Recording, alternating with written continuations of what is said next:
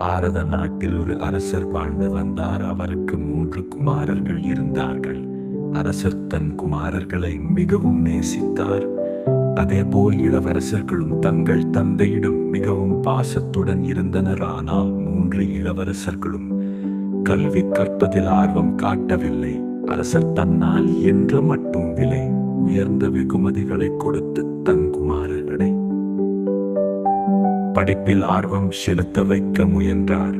நான் அது தோல்வியில் தான் முடிந்தது. கல்வி கற்பிக்க வந்த ஆசிரியர்களும் இளவரசர்களின் குறும்பு சேஷ்டைகளால் சில நாட்களிலேயே அரண்மனையில் இருந்து வெளியேறி விடுவார்கள். இதனால் அரசர் தன் குமாரர்களின் எதிர்காலத்தை எண்ணி மிகவும் கவலை உற்றார். இதை கண்ட மந்திரி ஒருவர் அரசரிடம், அரசே கலங்க வேண்டாம், பாடாலி புத்திரார் உள்ள விஷ்ணு சர்மா என்கிற திறமையான ஆசிரியரை பற்றி நான் கேள்விப்பட்டிருக்கிறேன்.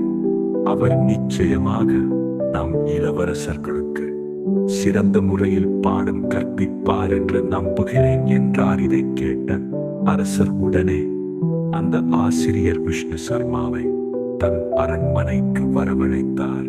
விஷ்ணு சர்மா இளவரசர்களுக்கு பாடங்களை கற்பிக்க துவங்கினார்.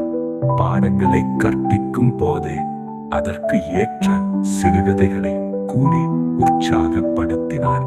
இதனால் இளவரசர்களும் படிப்பில் கவனம் செலுத்த தொடங்கினர். சிறந்த ஞானிகளாகவும் திறமைசாலிகளாகவும் மாறினார்கள். இதை கண்ட அரசரும் மிகுந்த மகிழ்ச்சி கொண்டார்.